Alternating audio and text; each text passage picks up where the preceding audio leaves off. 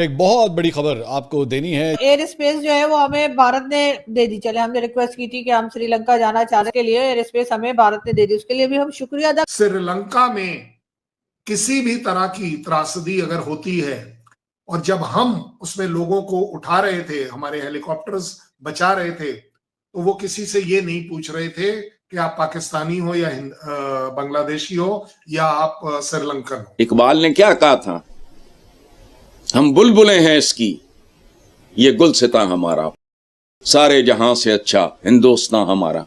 Action mode में भारतीय वायुसेना यहां पर नजर आई। हेलीकॉप्टर से 45 लोगों को सुरक्षित निकाला गया है। देखें, दुश्मनी अपनी जगह इंडिया के साथ, लेकिन पावर तो है उनके पास। जो सामान पाकिस्तान की तरफ से गया है वो एक्सपायर्ड है।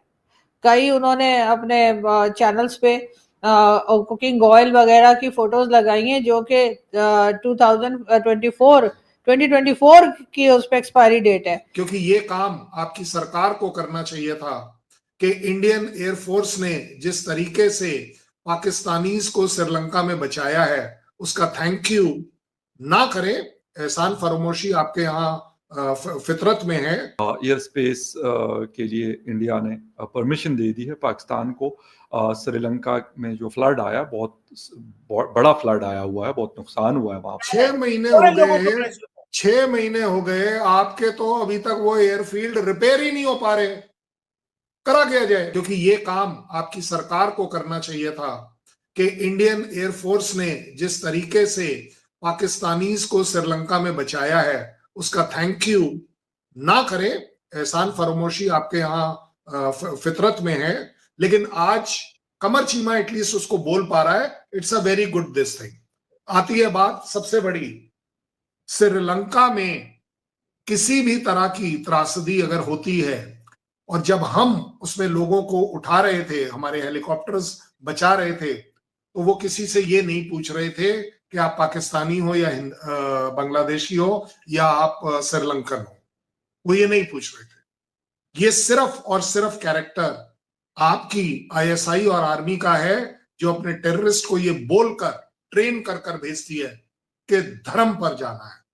हमारे लिए इंसानियत और मानवता से बढ़कर कोई नहीं है। I wish I can only say that कि कमर चीमा ने आज एक स्टेप और बढ़ाया होता अपनी सरकार को शर्मिंदा करने के लिए कि Qamar Cheema thanks Indian air force for saving Pakistanis in Sri Lanka.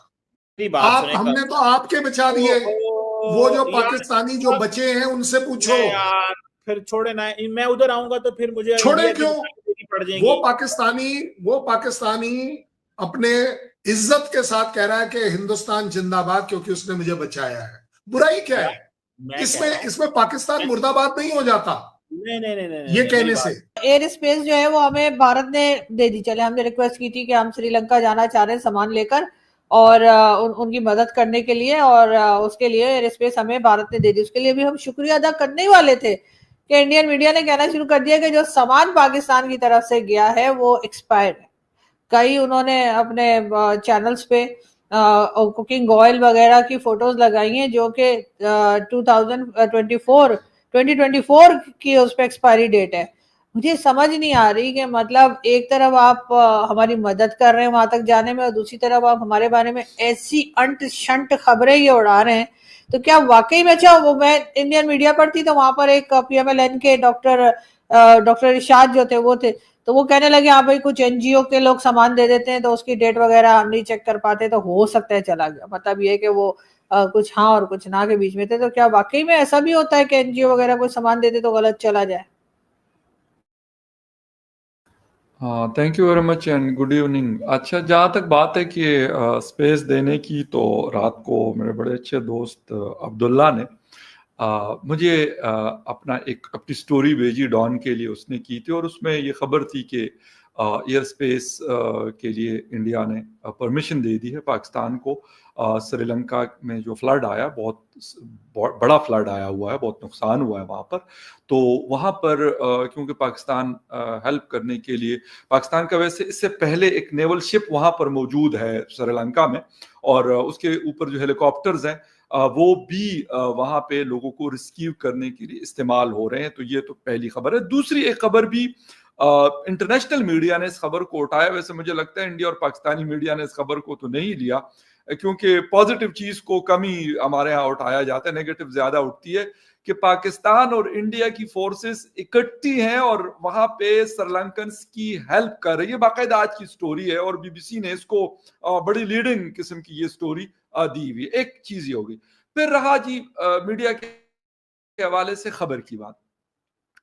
यहां पर इस वक्त अगर इस रीजन की हम बात करें ना, इसमें अफगानिस्तान, पाकिस्तान, इंडिया, मे भी ईरान, क्योंकि ईरान जो पर्शियन मीडिया में इतना नहीं देखते, हमें इतना कुछ ज्यादा उसकी नहीं होती, इंग्लिश में होता है तो उसकी कुछ चीजें हम देख लेते हैं, या बाकी बांग्लादेश और नेपाल भूटान में जो मीडिया उसकी भी हमें कुछ सच इतनी ज्यादा खबर नहीं होती, लेकिन इन 3 कंट्रीज की हमें होती है।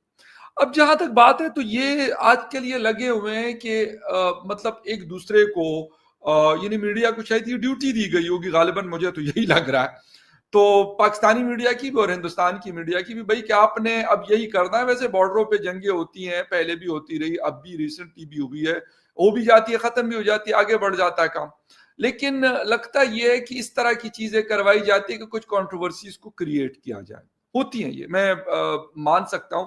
हमारे यहाँ भी मैंने आपको बताया कि परसों 8.2 जीडीपी ग्रोथ रेट का आया इसका इंडिया का, तो पाकिस्तान की जियो ने जी सॉरी आपकी बात काट रही हूँ, लेकिन यहाँ पर इमरान खान साहब की भी अपडेट दे दिएगा। वैसे उनकी बहन की मुलाकात हो गई है और इमरान खान साहब खैरियत से, लेकिन ये कहा जा रहा है कि मेंटल टॉर्चर दे रहे हैं उनको, उन्होंने ये कहा। और साथ ही उन्होंने जो इस वक्त के आर्मी चीफ या फील्ड मार्शल या जो भी कही है, उनका नाम लेके कहा है कि जी वो परेशान कर रहे हैं, साफ साफ उनकी बहन ने कहा है जी। देखिए उसकी अपडेट तो बिल्कुल हम देंगे। और आज मैं जब इंडियन टीवी पे बात कर रहा था तो उस वक्त भी मेरी, क्योंकि कुछ वहां पे दोस्त हैं हमारे टीवी चैनल्स के, तो वहां पर थे, उस बीट को कवर कर रहे थे, तो उनसे भी मेरी मुसलसल I was in contact with them.